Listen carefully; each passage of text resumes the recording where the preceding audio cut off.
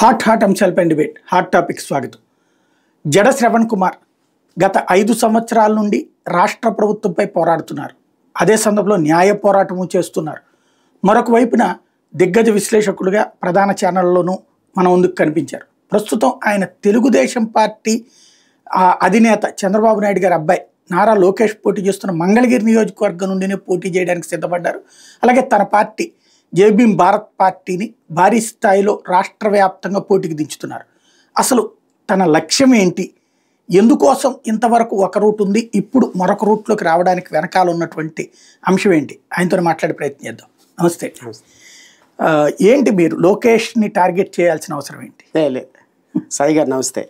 లోకేష్ని అయితే ఏం టార్గెట్ చేయలేదు. అయితే నాకు మొదటి నుంచి కూడా అమరావతి రైతులు తాడికొండ ఇష్యూస్ పట్ల కొంచెం కన్సర్న్ ఉంది. ఎందుకంటే అక్కడ కొంచెం రైతులకు జరిగిన అన్యాయం మీద కొంచెం కన్సర్న్ ఉంది. కాబట్టి ఖచ్చితంగా వాళ్ళకి న్యాయం జరగాలి అనేటువంటి భావించా. రెండోది ఏంటంటే తాడికొండ కాన్స్టిట్యున్సీలో ఉన్నటువంటి రైతులు, అమరావతి రైతులు ఉన్నటువంటి ప్రాంతాల్లో మంగళగిరి కాన్స్టిట్యున్సీ కూడా ఒక 4 మండలాలు కలిసి ఉంటాం. సో ఒక జనరల్ కాన్స్టిట్యున్సీ, ఒక రిజర్వ్డ్ కాన్స్టిట్యున్సీ రెండిట్లో పోటీ చేయాలి అనుకున్నప్పుడు తాడికొండకి ఇమ్మీడియట్గా ఉన్నటువంటి మంగళగిరి కాన్స్టిట్యున్సీని కూడా ఎన్నుకోవటంలో కొంత మాకు అడ్వాంటేజ్ ఉంటుంది, నాకు ప్రచారానికి కూడా అడ్వాంటేజ్ ఉంటుందన్న సందర్భంలో తాడికొండని ఒక రిజర్వ్డ్ కాన్స్టిట్యున్సీగా, మంగళగిరి జనరల్ కాన్స్టిట్యున్సీగా ఈ రెండింటిని ఎన్నుకోవటం. కానీ నారా లోకేష్ అక్కడ పోటీ చేస్తున్నాడని ప్రత్యేకంగా ఆయన మీద టార్గెట్గా వేసిన సందర్భం అయితే ఏమీ లేదు. ఇంకోటి ఏంటంటే మనం జనరల్ కాన్స్టిట్యున్సీలో ఒక రిజర్వ్డ్ అభ్యర్థి, ఒక ముఖ్యమంత్రి కొడుకు, ఒక ముఖ్యమంత్రికి మనవడు, ఒక మాజీ మంత్రి, ఒకవేళ రేపొద్దున తెలుగుదేశం పార్టీ వస్తే ముఖ్యమంత్రి అభ్యర్థిగా కూడా ప్రొజెక్ట్ అయ్యే నారా లోకేష్నే ఢీకొనాలి. ఢీకొడితే అలాంటి వ్యక్తితో ఢీకొట్టినప్పుడే ప్రజల్లో మనకు ఉన్నటువంటి విలువ తెలుస్తుంది.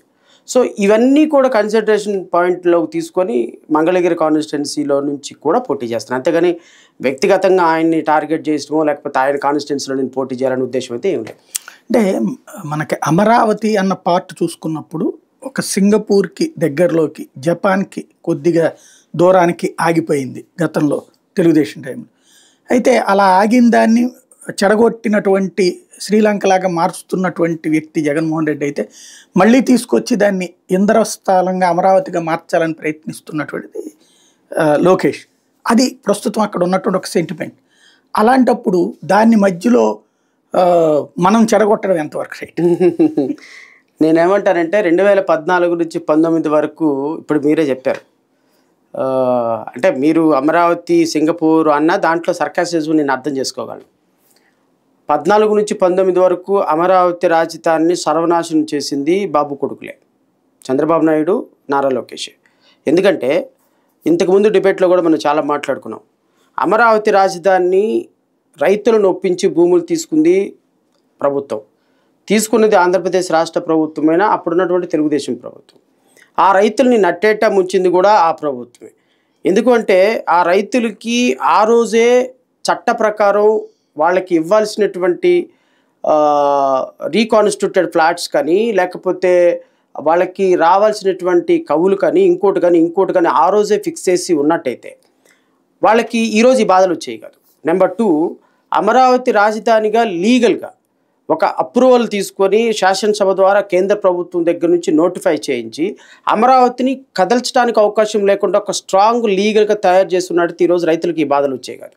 సో ఈ 2 విషయాల్లో గత ప్రభుత్వం గుడ్డిగా వ్యవహరించింది కాబట్టి ఈరోజు 30,000 మంది రైతులు రోడ్ల మీద పడటానికి కారణం ఆ ప్రభుత్వం. ఒకవేళ వీళ్ళు మళ్ళీ రేపు 2024లో ప్రభుత్వంలోకి వస్తే ఈ అమరావతి రైతులకు న్యాయం జరుగుతుందన్న అంశం కూడా లేదు. ఎందుకు లేదు అంటే ఈ అమరావతి రైతులు ఎవరైతే నారాయణ, పత్తిపాటి పుల్లారావు, గంటా శ్రీనివాసరావు ఎవరెవరైతే ఈ అమరావతి రైతుల భూముల అసైన్మెంట్ ద్వారా దోచుకున్నారో వాళ్ళందరూ మళ్ళీ రేపు గద్దల్లాగా వచ్చి పడిపోతారు. మళ్ళీ ఈ ప్రభుత్వంలో ఇప్పుడు ఎవరెవరైతే అమరావతి కోసం పనిచేసిన వాళ్ళని ఎట్లాగైతే వాడుకొని పక్కన పడేశారో తెలుగుదేశం ప్రభుత్వం, రేపొద్దున వీళ్ళందరూ మళ్ళీ అమరావతి రాజధానిలో రియల్ ఎస్టేట్ బిజినెస్ స్టార్ట్ చేసి దీంట్లో ఉన్నటువంటి ఎకరాలన్నీ అమ్మేసుకొని రైతులకు న్యాయం జరిగే అవకాశమే లేదు. అందుకని రైతులకు న్యాయం జరగాలి అంటే రైతుల కోసం నిజాయితీగా పోరాటం చేసేటువంటి ఒక ప్రజాప్రతినిధి ఉండాలి. అసెంబ్లీలో పోరాటం చేసే ప్రజాప్రతినిధి ఉండాలి. ఆ ప్రభుత్వానికి ఈ ప్రభుత్వానికి ఇప్పుడు నేను పోటీ చేస్తున్నా, నేను అక్కడ ఎమ్మెల్యేగా గెలిచాననుకో, మా ప్రభుత్వం అయితే రాదుగా. సో ఇక్కడ అట్లీస్ట్ ప్రభుత్వం రాకపోయినా నాలాంటి వ్యక్తి అమరావతిలో లేకపోతే తాడికొండలో లేకపోతే మన మంగళగిరిలో గెలిచి అక్కడ ప్రజల యొక్క సమస్యల్ని, అమరావతి ప్రజల యొక్క సమస్యల్ని అసెంబ్లీలో వినిపించగలిగితే, ప్రజా పోరాటాల ద్వారా ఆపగలిగితే కొంత న్యాయం జరిగే అవకాశం ఉంది. అంటే ఇక్కడ అర్థం కాని పాయింట్ ఏంటంటే, అమరావతికి సంబంధించి ప్లాట్లు వాళ్ళందరికీ కూడా చంద్రబాబు ఇస్తే దాన్ని జగన్ చెడగొట్టాడు అన్నది కదా చెప్తోంది. మీరేమో అక్కడ వాళ్ళకి న్యాయం జరగలేదు అంటున్నారు. అట్లాగా సాయి గారు, మనం ప్రజలకు అర్థమయ్యేటట్టు ఒక మాటలో చెప్తా. మీరు ఒక 2 ఎకరాలు ఇచ్చారు, నేను ఒక 3 ఎకరాలు ఇచ్చాను. అండర్స్టాండింగ్ ఏంటి? మీరు ఇచ్చినటువంటి 2 ఎకరాలకి కాను కొంత భూమి రీకాన్స్టిట్యూటెడ్ ఫ్లాట్స్ రూపంలో మీకు తిరిగి ఇవ్వాలి ప్రభుత్వం. నేను ఇచ్చినటువంటి భూమిలో రీకాన్స్టిట్యూటెడ్ ఫ్లాట్స్ రూపంలో తిరిగి ఇవ్వాలి. ఈ తిరిగి ఇవ్వాల్సినటువంటి ప్రక్రియ ప్రభుత్వం వితిన్ 12 months లోపు చేయాలి. ల్యాండ్ తీసుకున్న 12 months లోపు చేయాలి. There is a time limit act ప్రకారం. సో 2015లో మీరు భూమి ఇస్తే 2016 కల్లా మీకు డెవలప్డ్ ఫ్లాట్ తిరిగి ఇవ్వాలి. అట్లీస్ట్ పలానా ఫ్లాట్ మీకు అలొకేట్ చేసామని పట్టా ఇవ్వాలి మీకు. అవి ఇవ్వాలి అంటే అక్కడ ల్యాండ్లో రోడ్లు వేయాలి, లైట్స్ పెట్టాలి, డ్రైనేజ్ సిస్టమ్ పెట్టాలి. ఇవన్నీ పెట్టాల్సినటువంటి ప్రభుత్వ బాధ్యత 2014 నుంచి 19 వరకు పరిపాలించిన తెలుగుదేశం ప్రభుత్వం. కానీ వాళ్ళు ఈ డెవలప్డ్ ఫ్లాట్స్ రిటర్న్ ఇవ్వకుండా ఈ డబ్బులన్నీ 2000 కోట్లు ఖర్చు పెడితే అప్పుడు వచ్చేసాయి రీకాన్స్టిట్యూటెడ్ ఫ్లాట్స్. అమరావతిలో మెజారిటీ రైతులకి రిటర్నబుల్ ఫ్లాట్స్ ఇవ్వకుండా వాటన్నిటినీ కూడా పసుపు కుంకుమకి వాడటం వల్ల జగన్మోహన్ రెడ్డి అనేటువంటి ప్రభుత్వం రాగానే ఈ రీకాన్స్టిట్యూటెడ్ ఫ్లాట్స్ కదా వాళ్ళు అమరావతికి ఒప్పుకోవాలి. సో ఆటోమేటిక్గా గత ప్రభుత్వం చేసినటువంటి తప్పిదాన్ని కంటిన్యూ చేసింది వైఎస్ఆర్సీపీ ప్రభుత్వం. అంటే వాళ్ళకి ఫ్లాట్లు ఇవ్వలేదు అసలు. నా according to the legal calculation 20% flats ఇచ్చారు. అక్కడ రోడ్లు వేసారా? అక్కడ కూడా రోడ్లు లేవు. రోడ్లు ఓన్లీ హైకోర్టుకి వెళ్లే దారి రోడ్లు తప్ప రీకాన్స్టిట్యూటెడ్ ఫ్లాట్స్ ఇచ్చిన ఎక్కడా కూడా రోడ్లు ఇన్ఫ్రాస్ట్రక్చర్ ఎక్కడ డెవలప్ చేయలేదు. అదేంటి రోడ్లు ఇవన్నీ వేసేస్తే జగన్ వచ్చాక ఇవన్నీ పగలగొట్టి ఎత్తుకుపోయారు రాళ్ళు. అంటే రోడ్లు పగలగొట్టేదే ఉండదు, దాన్ని డెవలప్ చేయకుండా అలా వదిలేయటమే. ఇప్పుడు అమరావతి క్యాపిటల్ సిటీలో నుంచి సెక్రటేరియట్కి వెళ్ళాలి, రోడ్లు వేశారు. ఆ రోడ్లు డెవలప్మెంట్ కోసం వేసినట్టు కాదు. ఇప్పుడు ఒక రిటర్నబుల్ ఫ్లాట్స్ అంటే ఒక 100 ఎకరాల్లో ఒక రైతులకు ఉంటే ఆ రైతులు అక్కడికి వెళ్ళటానికి వాళ్ళ ఏర్పాటు చేయాలి. అది ఎక్కడ వేయాలి అంటే డ్రైనేజీలు, రోడ్లు, విద్యుత్ ఇవన్నీ కూడా పెడితే వాటన్నిటిని తవ్వుకుపోతున్నారని ఈనాడు జ్యోతి రాస్తున్నాయి. అవి తవ్వుకుపోతున్నాయి రాస్తూ రాయటానికి అక్కడ ఎత్తుకుపోయారు. రాయటానికి వాస్తవాలకి చాలా తేడా ఉంటుంది కదా. అంటే నాకు అర్థం కాదు ఏంటంటే, సాధారణ ప్రజలు ఇప్పుడు ఈ ఏరియా తెలియదు మాకెవరికి కూడా, ఇతర ప్రాంతాల గురించి ఉన్న వాళ్ళందరూ అనుకుంటుంది ఏంటంటే, వాళ్ళ ఫ్లాట్లు వాళ్ళకి ఇచ్చేస్తే ఆ ఇన్ఫ్రాస్ట్రక్చర్ని ఇతను ధ్వంసం చేసేసాడు, అక్కడ ఆ ఫ్లాట్లు కూడా చేతికి ఇవ్వకుండా, అంటే వాళ్ళు ఇచ్చేశారు ఫ్లాట్లు, దానికి వెళ్లే దారులన్నీ ఇతను పగలగొట్టేశాడు అని నేను అనుకుంటున్నారు. ఇప్పుడు 2014-15లో భూములు ఇచ్చారు. అవును. 2022 మార్చిలో వచ్చినటువంటి జడ్జిమెంట్, మీరు హైకోర్టు జడ్జిమెంట్ చదివారు. దాంట్లో ఒక particular point, returnable flats within 6 months లోపు ఇవ్వమని జగన్మోహన్ రెడ్డి ప్రభుత్వాన్ని హైకోర్టు ఆదేశించింది. అవును. వాట్ డస్ ఇట్ మీన్ అంటే అర్థం ఏంటి? 2023 వరకు రీకాన్స్టిట్యూటెడ్ ఫ్లాట్స్ ఇవ్వని కొన్ని వేల ఎకరాలు ఉన్నాయి. అవి ఇవ్వాల్సిన బాధ్యత జగన్మోహన్ రెడ్డి ప్రభుత్వం మీద పెట్టింది అంటే అర్థం ఏంటి? గత ప్రభుత్వం ఇవ్వలేదనే కదా అర్థం. అంటే అప్పుడు ఇస్తే వీళ్ళు ఆపేశారని మళ్ళీ ఇస్తే కాదు, అసలు ఇవ్వమని చెప్పింది, డెవలప్ చేసి ఇవ్వమని చెప్పింది, డెవలప్ చేసి వాళ్ళకి రీకాన్స్టిట్యూటెడ్ ఫ్లాట్స్ ఇవ్వమని చెప్పింది. ఇప్పటికీ కూడా లీగల్గా 75 to 76% ఫ్లాట్స్ రిటర్నబుల్ ఫ్లాట్స్ ఇవ్వలేదు. డెవలప్మెంట్ లేదు అంటే 2014-15లో తీసుకున్నది చట్టం ప్రకారం మీరు 12 months లోపు ఇవ్వాలిగా. అంటే 15లో తీసుకున్న 16 లోపు ఇవ్వాలి, 17 లోపు ఇవ్వాలి, 18 లోపు ఇవ్వాలి, 19 లోపు ఇవ్వాలి. అంటే 4 సంవత్సరాలు రిటర్నబుల్ ఫ్లాట్స్ ఇవ్వకుండా హోల్డ్ చేసి పెట్టింది ఎవరు? తెలుగుదేశం ప్రభుత్వం కదా. ఎందుకు చేసిందంటారు అది? బికాస్ వాళ్ళు ఈ మనీని డెవలప్మెంట్ చేసి రిటర్నబుల్ ఫ్లాట్స్ ఇవ్వాలి అంటే ఒక 3,000 కోట్లు 4,000 కోట్లు ఖర్చు అవుతాయి. ఆ డబ్బులు పెట్టడానికి కూడా ఇష్టపడలే ప్రభుత్వం. అక్కడ ఎందుకు ఇష్టపడలేదు అంటే, వాళ్ళు 2019లో మనం మళ్ళీ అధికారంలోకి వస్తాం, అప్పుడు చూసుకుందాం, ముందు అసలు ఈ ప్రక్రియ కొనసాగనివ్వండి, రిటర్నబుల్ ఫ్లాట్స్ తర్వాత ఇవ్వచ్చులే, ల్యాండ్లు ఇచ్చేశారు కదా అంటే రైతులని మోసం చేయటం అక్కడి నుంచే స్టార్ట్ అయింది సాయి గారు. అంటే వాళ్ళకి చాలా అన్యాయం కదా. ఇప్పుడు అక్కడ నాకు తెలిసి కూరలు పండించేవాళ్ళు, మల్లెపూలు అవి పండించేవాళ్ళు నెలకి కనీసం 25-30 వేల రూపాయలు మినిమం సంపాదన రైతు కూలీలకు ఉండేది, పెద్దవాళ్ళకి లక్షల్లో సంపాదన. అట్లాంటి వాళ్ళ దగ్గర తీసుకున్న భూమికి రిటర్న్ ప్లాట్ కూడా ఇవ్వకపోతే అసలు ఇక వాళ్ళ పరిస్థితి ఏంటి? ఇప్పుడు కౌలు ఏదో కొద్దిగా గొప్ప ఇస్తున్నారు, 25,000 ఏడాదికి కౌలు ఇస్తున్నారు. ఇప్పుడు నేనేమంటానంటే 2014 నుంచి 10 సంవత్సరాలు, ఇప్పుడు రాజకీయాలు కాసేపు పక్కన పెడతాం సాయి గారు, జగన్మోహన్ రెడ్డో Chandrababu Naidu whatever it is, నష్టపోయింది రైతేగా. అంతే కదా. అల్టిమేట్గా రైతుల కోణంలో మనం మాట్లాడాల్సిందే కదా. రైతుల కోణంలో మాట్లాడినప్పుడు రేపొద్దున 2024లో గత 10 సంవత్సరాల నుంచి ఒక రైతు ఒక ఎకరం ఇచ్చినప్పుడు మీరు అన్నట్టు ఒక ఎకరానికి సంవత్సరానికి ఒక 25,000 రూపాయలు కవులు ఇస్తున్నారు. ఆ ప్రభుత్వం ఈ ప్రభుత్వం ఇచ్చింది. ఈ 25,000 రూపాయలు అంటే నాకు తెలిసి ఒక్కొక్క రైతు సంవత్సరానికి యావరేజ్గా 2 లక్షలు నష్టపోయి ఉంటాడు. అంతే కదా. ఈ 10 సంవత్సరాల్లో 10 నెలలు 20 లక్షలు నష్టపోయి ఉంటాడు. అంతే వాస్తవంగా ఇచ్చిన డబ్బు కాంపన్సేషన్ పక్కన పడేయండి, తన out of income arranged from the land ఒక 2 lakhs 3 lakhs నష్టపోతే ఈ రైతులందరికీ రేపొద్దున ఈ ప్రభుత్వం వచ్చి ఆ కాంపన్సేట్ చేయగలదా? చేసే దాని మీద అసలు ఏమైనా ఎజెండా ఉందా? ఇప్పుడు మేనిఫెస్టోలో ఇచ్చిన దాంట్లో అమరావతి రైతుల గురించి ఏం చేస్తామని చెప్పారా? సూపర్ 6లో లేదు. ఎక్కడుంది చూపించండి. అమరావతి రైతులకు మేము ఇది చేస్తాం, నష్టపోయిన రైతులకు ఇది చేస్తాం, ఈరోజు భూములు ఇచ్చిన రైతులకు ఇది చేస్తాం, ఇన్నాళ్ళు భూములు ఇచ్చిన రైతులు నష్టపోయిన కారణంగా దీనికి ఇది మేము చేస్తామని తెలుగుదేశం మేనిఫెస్టోలో ఎక్కడా కూడా లేదు. ఎక్కడా కూడా లేనప్పుడు మేము మేనిఫెస్టోలో పెట్టలేదు కాబట్టి మీకు రేపు మేము చేయాల్సిన అవసరం లేదు అంటే ఎక్కడికి వెళ్తారు రైతులు? నువ్వు ఇంకా మెయిన్ మేనిఫెస్టో తయారు కాలేదు కదా, అప్పుడు పెడతారేమో. ఎలక్షన్ ఇంకో 18వ తారీఖు నుంచి నామినేషన్స్ ప్రక్రియ స్టార్ట్ అవుతుంది సాయి గారు. అదిగో ఇదిగో అనేసరికి 4 రోజులు ఎలక్షన్ వచ్చేస్తుంది. మెయిన్ మేనిఫెస్టో ఎప్పుడు తయారవ్వాలి, ఎప్పుడు రైతుల సమస్యలు పెట్టాలి? అసలు నువ్వు అమరావతి ఎజెండాగా తెలుగుదేశం పార్టీ పనిచేస్తున్నప్పుడు ఆ రైతుల ఎజెండా నువ్వు ఈరోజు ప్రజలకు చెప్పకుండా ఏ విధంగా రేపొద్దున ఓట్లు అడిగే నైతికత ఉంటుంది నీకు? నారా లోకేష్కి ఏ విధమైన నైతికత ఉంటుంది?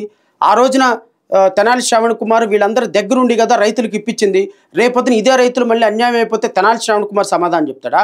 నారా లోకేష్ సమాధానం చెప్తాడా? లేకపోతే చంద్రబాబు నాయుడు సమాధానం చెప్తాడా? మేము మేనిఫెస్టోలో ఏం పెట్టలేదు కాబట్టి రైతులకు మేము ఏం చేయాల్సిన అవసరం లేదంటే రైతులు మళ్ళీ ఎక్కడికి వెళ్ళాలి?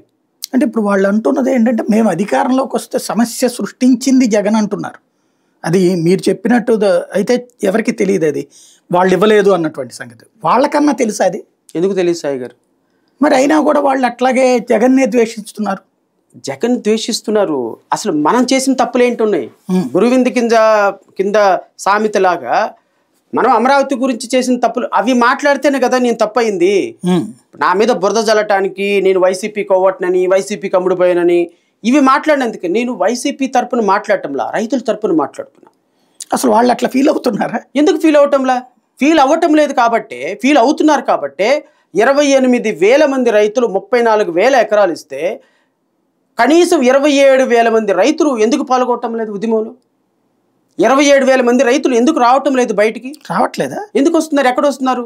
1015 పెద్ద ఫోటో కనబడుతుంది. 1000 మందో 1500 మందో ఉద్యమం చేస్తుంటే పంజాబ్లో రాజకీయ నాయకులని ఇన్వాల్వ్ చేయలేదు కాబట్టి ఆ ఉద్యమం సక్సెస్ అయింది. నేనేమంటానంటే రైతుల ఉద్యమాన్ని ఒక పార్టీ ముందుండి నడిపించకూడదు అంటున్నా. ఒక పార్టీ ముందుండి నడిపించడం వల్ల రైతు ఉద్యమము, అమరావతి ఉద్యమం డల్ అవటానికి కారణమైంది. 1500 రోజులు 1600 రోజులు కొనసాగిన పోరాటం సుప్రీంకోర్టు కానీ హైకోర్టు కానీ న్యాయ పోరాటం వల్ల ఆగింది తప్ప సుప్రీంకోర్టు హైకోర్టు ఇన్వాల్వ్ కాకపోతే రైతుల పరిస్థితి ఏంటి సాయి గారు చెప్పండి? ఆపగలిగే వాళ్ళ ఉద్యమం ఆపగలిగేదా? సో ఉద్యమాన్ని ఉద్యమంగా నడపండి. ప్రజలందరూ రైతులందరూ మాకు తెలుగుదేశం ప్రభుత్వం కూడా అన్యాయం చేసింది, తెలుగుదేశం ప్రభుత్వం మాకు ఫ్లాట్లు ఇవ్వలేదు, తెలుగుదేశం ప్రభుత్వం మాకు లీగల్గా అమరావతిని ఫిక్స్ చేయలేదు, ఈ దుర్మార్గుని నమ్మి మేము నష్టపోయామని ఫీల్ అయ్యారు కాబట్టి ఈరోజు ఉద్యమంలోకి కొన్ని వేల మంది రావటం లేదు.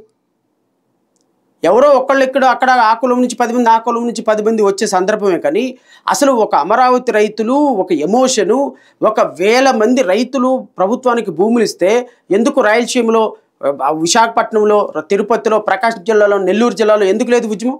ఎందుకు ఏలూరు జిల్లాలో లేదు? ఎందుకు కృష్ణా జిల్లాలో లేదు? ఎందుకు పక్కన ఉన్న రాజమండ్రిలో, కాకినాడలో లేదు ఉద్యమం? ఎందుకు ఆ పక్కనే ఉన్న నెల్లూరు జిల్లాలో లేదు? ఎందుకు లేదు అంటే ఈ ఉద్యమాన్ని ప్రజల దగ్గరకు తీసుకెళ్లటంలో ఫెయిల్ అయిపోయారు ఉద్యమకారులు. ఈ ఉద్యమాన్ని రాజకీయ ప్రయోజనాలతో నడిపారు, రాజకీయ కన్సిడరేషన్ తోటి ఒక పార్టీ నడిపిందన్న ఫీలింగ్ ఇచ్చారు. ఉందో లేదో నాకు తెలియదు కానీ అమరావతి రైతులకి, నిజమైనటువంటి రైతులకు న్యాయం జరగాలి అంటే తెలుగుదేశం ప్రభుత్వం మళ్ళీ అక్కడ గెలిస్తే న్యాయం జరగదు అనేది నాకున్న నిశ్చితమైన అభిప్రాయం. రైట్. అసలు ఒక విషయం అర్థం కాదు ఏంటంటే, అది అమరావతి అన్నటువంటిది రాజధాని ప్రాంతం అంటున్నారు. రాజధాని ప్రాంతంలోనే ఓడిపోవడానికి కారణం ఏంటి? అంటే 2019లో జగన్మోహన్ రెడ్డి ప్రభుత్వం అమరావతి రాజధానికి మేము వ్యతిరేకమన్న మాట చెప్పలా. That would be the main reason Jagan గెలవటానికి. వేవ్లో కొట్టుకెళ్ళిపోయింది. ఆ రోజే కనుక జగన్మోహన్ రెడ్డి స్టాండ్ కనుక చెప్పున్నట్టయితే ప్రాబబ్లీ అక్కడ డిఫరెంట్గా ఉండేదేమో, ఐ డోంట్ నో. సో 3 రాజధానుల అంశంలో జగన్మోహన్ రెడ్డి, తెలుగుదేశం పార్టీ అయితే వీళ్ళు జగన్ వస్తే ఇది ఆపేస్తాడు అమరావతి అని ప్రచారం చేసింది, కానీ అది ప్రజలు కనెక్ట్ అవ్వాలా. ఎందుకంటే జగన్ కూడా ఎక్కడ స్టేట్మెంట్ ఇవ్వాలి.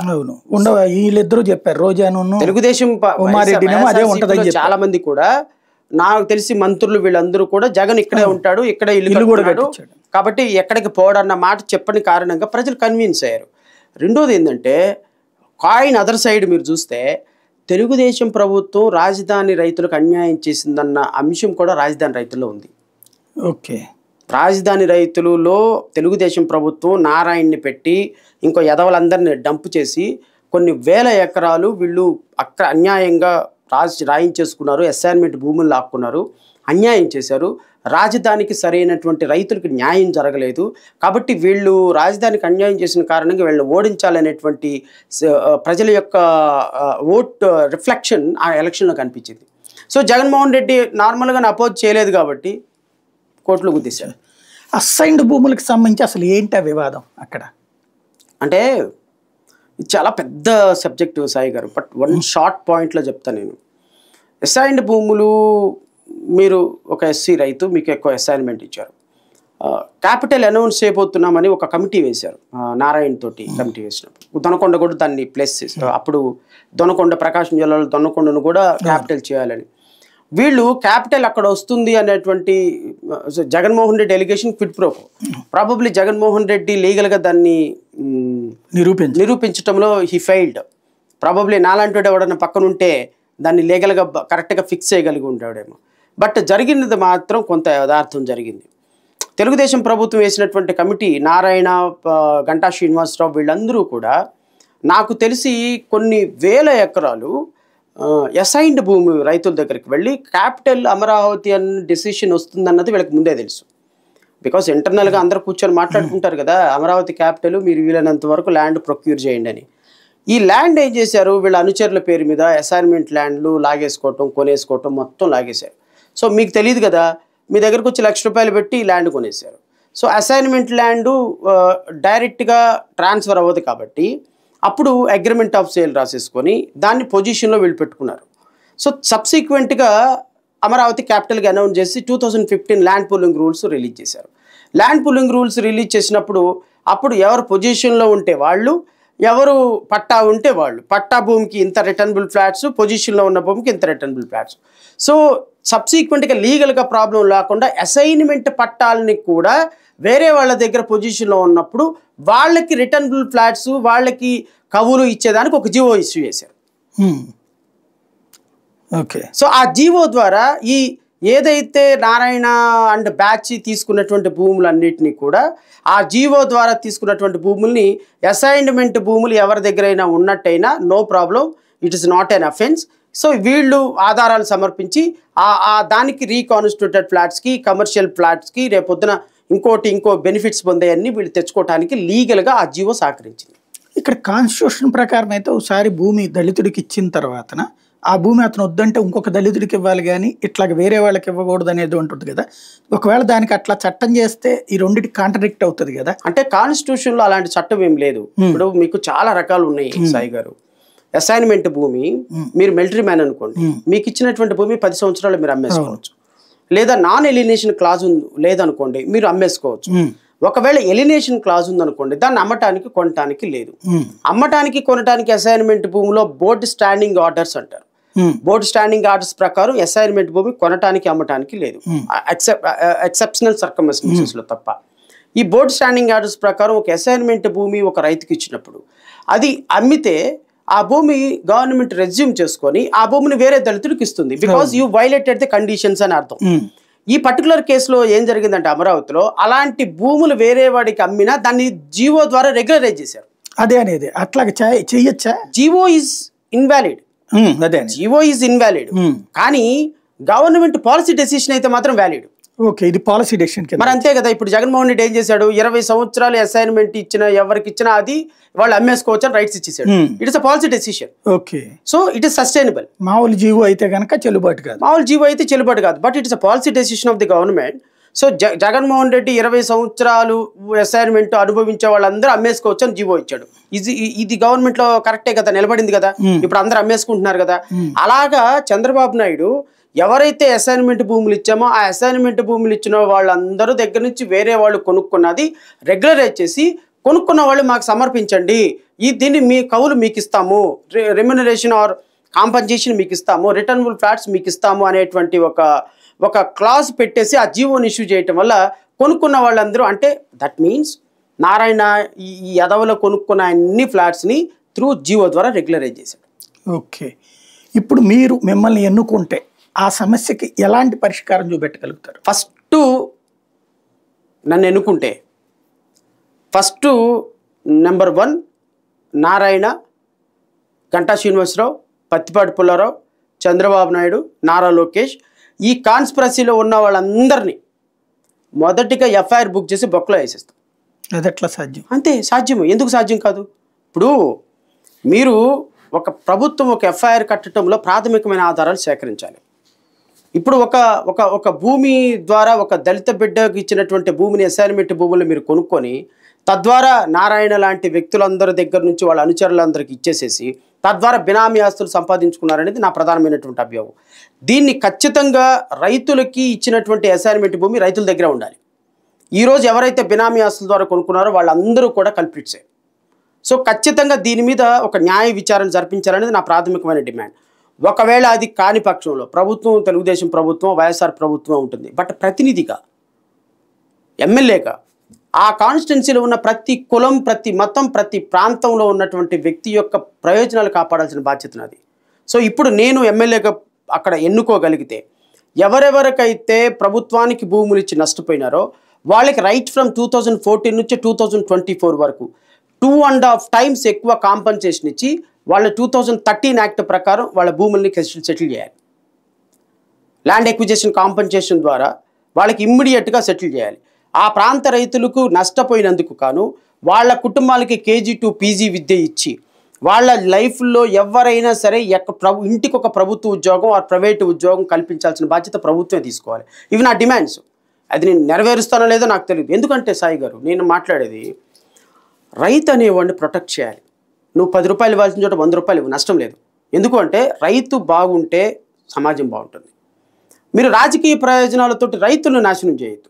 ఇప్పుడు తెలుగుదేశం ప్రభుత్వం తప్పుడు నిర్ణయాలు తీసుకుందని వైఎస్ఆర్ కాంగ్రెస్ పార్టీ తప్పుడు నిర్ణయాలు తీసుకుందని తెలుగుదేశం పార్టీ, వీడిదంతే ఆయనదంతే ఈయన తప్ప ఫుట్బాల్ ఆడుకోవటం తప్ప నిజమైనటువంటి రైతుకి న్యాయం జరిగే అవకాశం ఉంది అని నేనైతే భావించటం లేదు. రైట్. మంగళగిరిలో మీరు పోటీ చేస్తున్నారు. మంగళగిరికి సంబంధించి ఈ రాజధాని పార్ట్ అందులో ఒక 4 ఉన్నాయి. చంద్రబాబు గారు ఈ ఇష్యూ తర్వాత భూ సేకరణ చట్టం ఏదో తీసుకొచ్చారు, నోటిఫికేషన్ ఇచ్చారు. అది అప్పటి నుంచి ఇప్పటిదాకా కూడా భూములు అట్లా ఉన్నాయి అంటున్నారు. మొన్న అదేదో విత్డ్రా చేసుకున్నారు జగన్ సర్కార్. అది చేసుకున్నప్పుడు మళ్ళీ అది టోటల్ మాస్టర్ ప్లాన్కి దెబ్బ. మళ్ళీ మేము వస్తే కనుక దాన్ని భూసేకరణ చేస్తామంటున్నారు లోకేష్ గారు. అదేంటి అసలు? మళ్ళీ తెలుగుదేశం ప్రభుత్వం వస్తే అమరావతి రైతులకి జగన్మోహన్ రెడ్డి ప్రభుత్వం చేసినంత ద్రోహం అయితే జరగకపోవచ్చు. నెంబర్ 1, నేను నా పర్సనల్ ఒపీనియన్ ఇది. ఎందుకంటే ప్రాథమికంగా తెలుగుదేశం ప్రభుత్వం అమరావతి రాజధానికి ఓకే. తెలుగుదేశం వైఎస్ఆర్ కాంగ్రెస్ పార్టీ ఆల్రెడీ ప్రకటించేసింది, ఒకవేళ ముఖ్యమంత్రి అయితే నేను వైజాగ్ నుంచే పరిపాలన చేస్తానని. ఇది నాకు చాలా అబ్జెక్షనబుల్. మొదటిగా నా జగన్మోహన్ రెడ్డి తీసుకున్న ప్రభుత్వానికి ఇది నేను అబ్జెక్షనబుల్. ఇప్పుడు తెలుగుదేశం ప్రభుత్వం కనుక అధికారంలోకి వస్తే సంహవ్ రాజధాని రైతులకు న్యాయం జరుగుతుందా, మంగళగిరి రైతులకి న్యాయం జరుగుతుందా, 2013 ప్రకారం కాంపన్సేషన్ ఇస్తాడా ఇవ్వడా అనేది ఖచ్చితంగా అది న్యాయ ప్రక్రియ ద్వారా తెలుగుదేశం ప్రభుత్వం ఇవ్వకపోతే మెడలు వంచి తీసుకొచ్చే బాధ్యత నేను తీసుకుంటా, అందులో డౌట్ ఏం లేదు. ఎందుకంటే న్యాయం అయితే ఏమి నిద్రపోవటం లేదు, కోర్టులు అయితేనేమో ఈరోజు ఏం సరెండర్ అయిపోలే. కోర్టుల ద్వారా ఈరోజు జగన్మోహన్ రెడ్డి ప్రభుత్వం మీద ఎలా ఫైట్ చేస్తామో రేపు కూడా ఫైట్ చేస్తాం తెలుగుదేశం ప్రభుత్వం మీద. అన్యాయం జరిగితే వాచింగ్ డాగ్ లాగా ఉంటాం, దాంట్లో డౌటే లేదు. కానీ ప్రాథమికంగా అమరావతి బతుకుతుంది. అమరావతి బతుకుతుంది కాబట్టే తెలుగుదేశం ప్రభుత్వం ఎంతో కొంత న్యాయం చేస్తుంది అన్నటువంటి నమ్మకం నాకుంది. టు బి ఫ్రాంక్లీ స్పీక్స్, నాకు వాళ్ళు వ్యతిరేకం అయినా కానీ, నేను నారా లోకేష్ని ఓడించాలని అనుకున్నా కానీ అమరావతి బ్రతకాలి, రైతు బ్రతకాలి. తెలుగుదేశం ప్రభుత్వం ప్రాథమికంగా ఇక్కడ ఈ రాష్ట్రంలోకి అధికారంలోకి వస్తే అమరావతి రాజధానిగా నిలబడిపోతుంది, అందులో డౌట్ లేదు. వైఎస్ఆర్ ప్రభుత్వం వస్తే అమరావతి రాజధాని కాదు ఇక. సో రెండిటికి there is two conflicts views.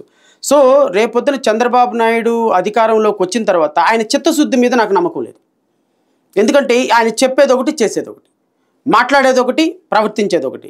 So ఈ రేపొద్దున ఆయన ముఖ్యమంత్రి అయినా అమరావతి బతుకుతుంది, అమరావతిలో రైతు బతకడం. ఎందుకంటే జరిగిన అనర్థానికి ఈక్వల్ కాంపన్సేషన్ రాదు. ఈక్వల్ కాంపన్సేషన్ రావాలి అంటే నిన్ను ప్రొటెక్ట్ చేయగలిగిన ప్రజాప్రతినిధి అక్కడ ఉండాలి. అసెంబ్లీలో నీ యొక్క సమస్యని, ప్రతి రైతు సమస్యని మాట్లాడే వ్యక్తి ఉండాలి. అది తెలుగుదేశం ప్రభుత్వం ఎమ్మెల్యే అయ్యాడు అనుకో, శ్రవణ్ కుమారే, తెనాలి శ్రవణ్ కుమారే ఎమ్మెల్యే అయ్యాడు, నారా లోకేష్ ఎమ్మెల్యే అయ్యాడు, ఎజ్యూమ్ మూమెంట్ 2 నియోజకవర్గాల్లో.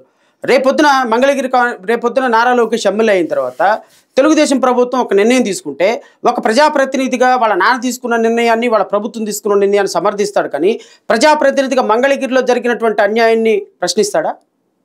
ఏంటి మంగళగిరికి జరిగింది? రేపొద్దున రైతులకి ఈక్వల్ కాంపన్సేషన్ రాలేదు సాయి గారు. 2019 చట్టం ప్రకారం కాంపన్సేషన్ రాలేదు సాయి గారు. 2014 నుంచి వాళ్ళకి కాంపన్సేషన్ రాలేదు సాయి గారు.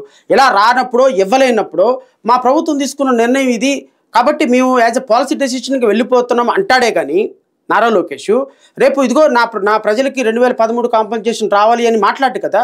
బికాస్ తెలుగుదేశం ప్రభుత్వం అయింది, వాళ్ళ నాన్న ముఖ్యమంత్రి.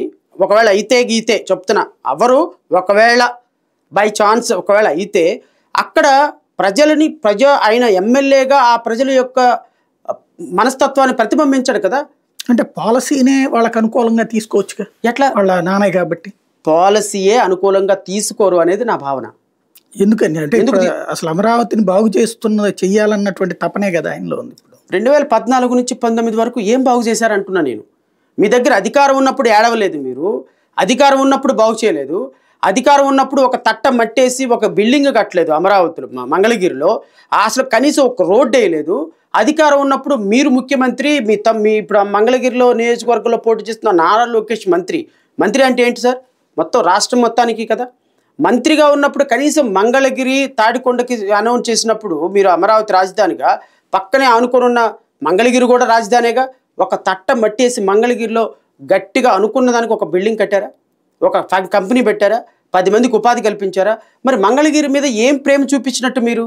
అదేదో సాఫ్ట్వేర్ కంపెనీలది సెంటర్ ఏదో పెడితే నేను అదే అంటున్నా, సాఫ్ట్వేర్ కంపెనీలని వెబ్సైట్లో రాసుకుంటే కుదరదు సాయి గారు.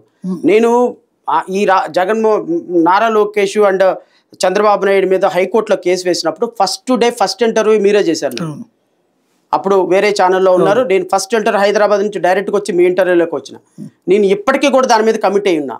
వీళ్ళు ప్లగ్ అండ్ పే పాలసీ అని కొన్ని వందల బినామీ కంపెనీలు పెట్టాము అని కొన్ని వేల కోట్ల రూపాయలు అవినీతి చేశారు. ఎప్పటికీ కూడా నేను స్టాండ్ బై ఉన్నది. ఇప్పుడు మీరు ఒక company plug and play policy అని ఒకటి తీసుకొచ్చారు. మీరు ప్లగ్ పెట్టండి ప్లే చేసుకోండి. దీనికి సంబంధించినటువంటి మొత్తం కంపెనీలు మేమే భరిస్తాం, మ్యాన్ పవర్ మేమే ఇస్తాము, ల్యాండ్ మేమే ఇస్తాము, పవర్ బిల్ మేమే కడతాము, మీరు అసలు ఏమొద్దు, మీరు ప్లగ్ పెట్టండి ప్లే చేసుకోండి, సాఫ్ట్వేర్ కంపెనీలు. ఇలాగా నారా లోకేష్ ఆంధ్రప్రదేశ్ రాష్ట్రంలో 1400 సాఫ్ట్వేర్ కంపెనీలకు అప్రూవల్ ఇచ్చారు. అన్ని వచ్చినాయి, 1400 సాఫ్ట్వేర్ కంపెనీలు ఆంధ్రప్రదేశ్ రాష్ట్రం, దట్టు ఈ పరిసర ప్రాంతాల్లో వచ్చినట్టు as per the government calculation. అన్ని పనిచేసినాయి. అయితే ఆంధ్రాలో పని చేసినాయి అనేది ఆన్ పేపర్. మీరు ఇంకో వెబ్సైట్లోకి వెళ్ళి చూస్తే 15 లక్షల ఉద్యోగాలు కల్పన జరిగిందని చెప్పి వెబ్సైట్లో ఉంది ఆ రోజున. 1400 కంపెనీల వల్ల, ఈ 1400 కాదు, ఓవరాల్గా వాళ్ళ ప్రభుత్వంలో 15 లక్షల ఉద్యోగాల కల్పన జరిగింది. ఇది వాళ్ళు వెబ్సైట్లో పెట్టుకున్నటువంటి స్లోగన్, నాది కాదు. నేను ఈ పేపర్ కూడా నా దగ్గర ఉంది. రేపొద్దున ఈ డాక్యుమెంట్స్ అన్ని నేను మంగళగిరిలో ప్రొజెక్ట్ చేస్తా రేపొద్దున ప్రెస్ మీట్లో. సో నారా లోకేష్ అనేటువంటి వ్యక్తి అమెరికాలో ఉన్నటువంటి వేమూరు బలరాం అనేటువంటి వ్యక్తి ద్వారా కొన్ని వందల సాఫ్ట్వేర్ కంపెనీలు ఆంధ్రప్రదేశ్లో పెడుతున్నామని ప్లగ్ అండ్ ప్లే పాలసీ అని తీసుకొచ్చి ఏపీఐఏసీ ద్వారా ఇన్ఫర్మేషన్ టెక్నాలజీ చేస్తున్నటువంటి భూములన్నింటినీ కూడా స్వాహా చేసేసి కంపెనీలు పెడుతున్నామని వందల కోట్ల రూపాయలు ఇన్సెంటివ్లు ఇచ్చి కంపెనీలు పెట్టకుండా, అంటే కంపెనీ అక్కడే ఉండదు బట్ ఇన్సెంటివ్ వెళ్ళిపోతుంది. లేదా ఎక్కడుంది చూపించమనండి. 2014 నుంచి 19 వరకు పనిచేసిన కంపెనీలు ఎన్నో ఈ ఆంధ్రప్రదేశ్ రాష్ట్రంలో నాకు రైట్ ఇన్ఫర్మేషన్ ఉంది. 23 కంపెనీలు ఇచ్చారు. నేను రైట్ ఇన్ఫర్మేషన్ కింద ఎన్ని కంపెనీలు ఆంధ్రప్రదేశ్ రాష్ట్రానికి వచ్చినాయి అని అడిగితే 23 కంపెనీస్ లిస్ట్ ఉంది. But as per the government లెక్కల ప్రకారం 1400 కంపెనీలకి ఇన్సెంటివ్లు రిలీజ్ అయినాయి. నిజమా సార్? నా దగ్గర అంత పెద్ద ఇష్యూ ఎవరికీ తెలియదు అసలు, సామాన్యుడికి కూడా. 23 కంపెనీలేనా వచ్చి? స్కిల్ డెవలప్మెంట్ కేసులో ఎంతమందికి స్కిల్ డెవలప్మెంట్లో ఇచ్చారు? నాకు ఇంకా అర్థం కాని విషయం ఏంటంటే, మచిలీపట్నంలో మినిస్టర్ ఒక అతను ఉన్నారు, కొల్లు రవీంద్ర. ఆయన దానికి మినిస్టర్. అవును, నాకు తెలిసి. అవును. ఆయన ఎందుకు అక్యూజ్డ్ కాలేదనేది నాకు ఇప్పటికీ అర్థం కాదు. Because he is a prime accused in that scam. అంటే పిల్లలకి ఇది స్కిల్ డెవలప్మెంట్ అనేది మీరు ఒక కోణంలో చూశారు, నేను ఇంకో కోణంలో చూస్తున్నా. స్కిల్ డెవలప్మెంట్లో ఒక 10,000 మంది పిల్లల్ని ట్రైనింగ్ పొందారు మా దగ్గర అని. పిల్లలు లేరు, ట్రైనింగ్ లేదు, సర్టిఫికెట్ ఇచ్చేశారు. పిల్లలు లేరు, ట్రైనింగ్ లేదు, సర్టిఫికెట్ వెళ్ళిపోయింది. పిల్లలందరికీ ట్రైనింగ్ ఇచ్చాం కాబట్టి ఇంత అమౌంట్ డ్రా చేశారు. వీళ్ళు ఇచ్చిన ట్రైనింగ్కి పిల్లలు అక్కడ యాక్చువల్గా ట్రైనింగ్ తీసుకున్న దానికి నేను ఇన్ఫర్మేషన్ అడిగితే ఏ పిల్లలు ఎంతమంది ఫలానా ఇన్స్టిట్యూట్లో ట్రైనింగ్ తీసుకున్నారు, please provide the details. Because మీకు ఒక ట్రైనింగ్ ఇచ్చారనుకో, మీకు 10th క్లాస్ సర్టిఫికెట్ ఎన్రోల్మెంట్ ఉండాలి. మీరు 1 వీక్ 10 days 3 months మీకు ట్రైనింగ్ ఇచ్చిన మస్టర్ రోల్స్ ఉండాలి.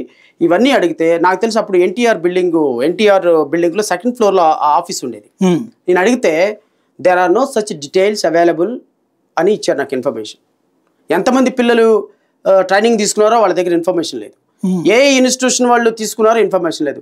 బట్ ఎన్రోల్ అయిన ఇన్స్టిట్యూషన్స్ మొత్తం అక్కడ ఒక డంప్ అయ్యి 118 ఇన్స్టిట్యూషన్స్ అప్రూవల్ అయ్యి ఉన్నాయి. ఈ ఇన్స్టిట్యూషన్స్లో ఈ పిల్లలందరూ వెళ్ళి ట్రైనింగ్ తీసుకున్నారు. ట్రైనింగ్ తీసుకున్న నో డీటెయిల్స్ ఆర్ అవైలబుల్. ఎవరెవరు ట్రైనింగ్ తీసుకున్నారో there is no such information. Is it not a scam?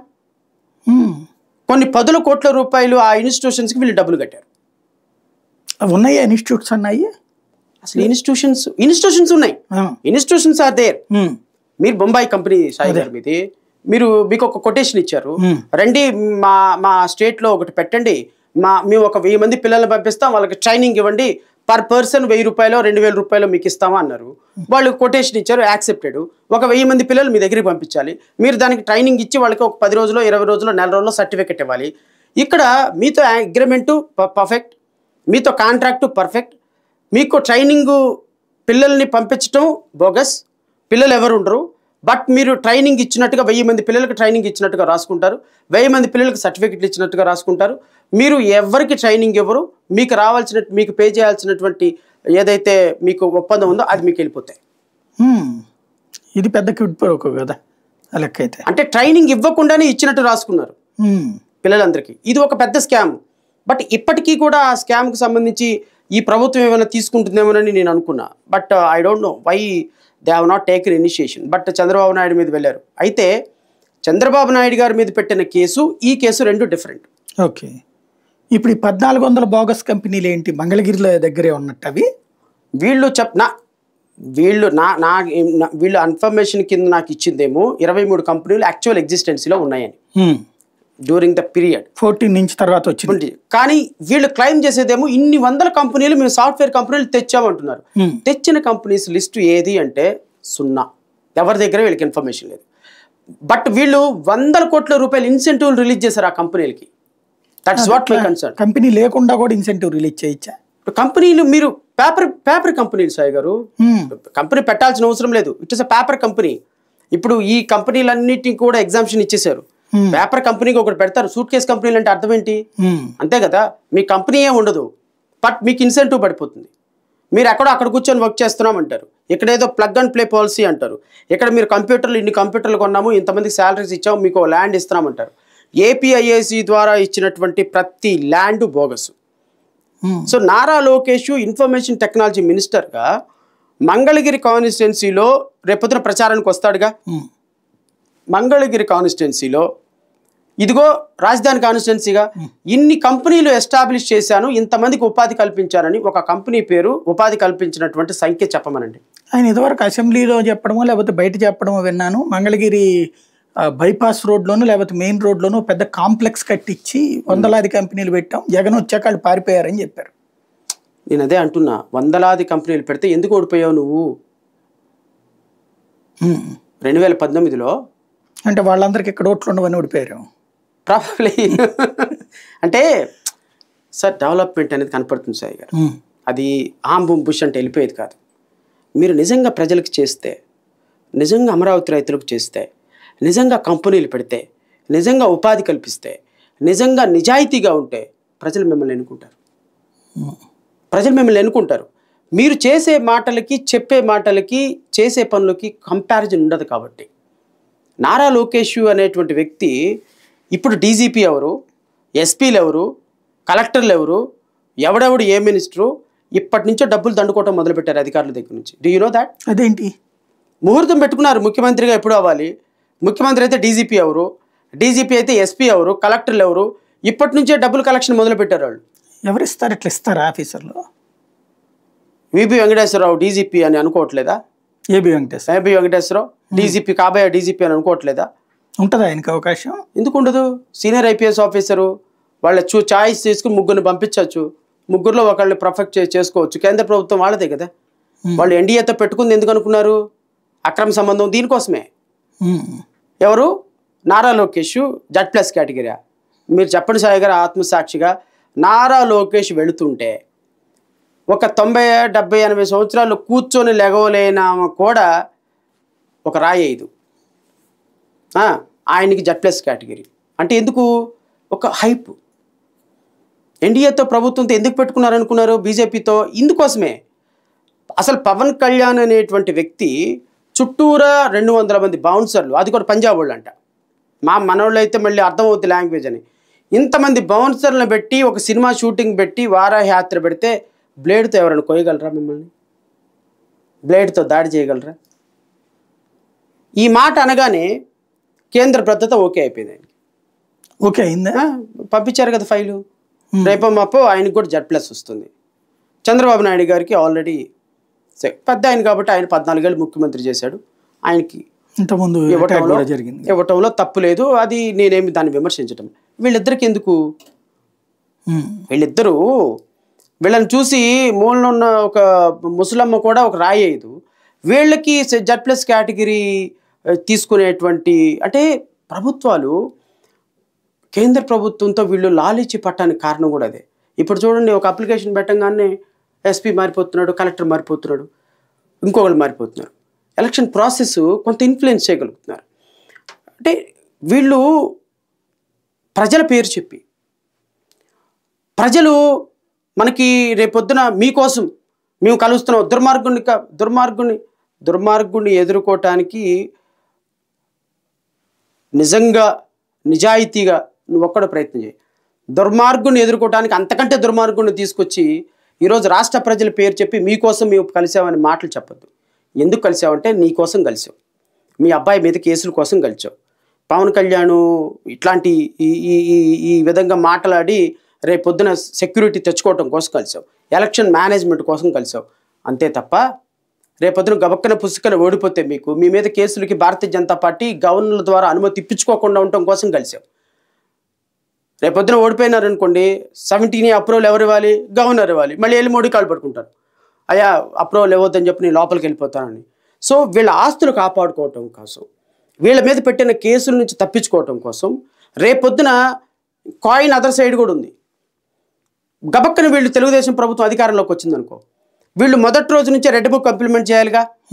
Red book implement చేయాలి అంటే వీళ్ళకి 17A పర్మిషన్ కావాలిగా. ఎందుకంటే జగన్ మీద టార్గెట్ చేయాలి, ఐఏఎస్ల మీద టార్గెట్ చేయాలి, ఐపీఎస్ల మీద టార్గెట్ చేయాలి, మినిస్టర్ల మీద టార్గెట్ చేయాలి అంటే ప్రతి ఒక్కరికి 17A approval required. 17A approval governor ఇవ్వాలి.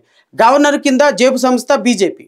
సో జగన్మోహన్ రెడ్డిని జైల్లో వేయాలన్నా, మినిస్టర్లు జైల్లో వేయాలన్నా, లేకపోతే ఐఏఎస్లు ఐపీఎస్లు వేయాలన్నా గవర్నర్ పర్మిషన్ కంపల్సరీ కాబట్టి రేపొద్దున రెడ్ బుక్ ఇంప్లిమెంటేషన్కి ఖచ్చితంగా గవర్నర్ వ్యవస్థ బీజేపీ ప్రభుత్వం కింద ఉంటుంది కాబట్టి బీజేపీ చెప్పినట్టు వినాలని వీళ్ళు ఆ పొత్తుతో కలిశారు తప్ప ప్రజల మీద మమకారం కానీ రాష్ట్రం మీద మమకారం కానీ బీజేపీ రాష్ట్రానికి చేసిన అన్యాయాన్ని కానీ అంతా మర్చిపోయి మీ స్వప్రయోజనాల కోసం బీజేపీ కింద చేరారు తప్ప ఈ రాష్ట్ర ప్రయోజనాల కోసం కాదు సార్.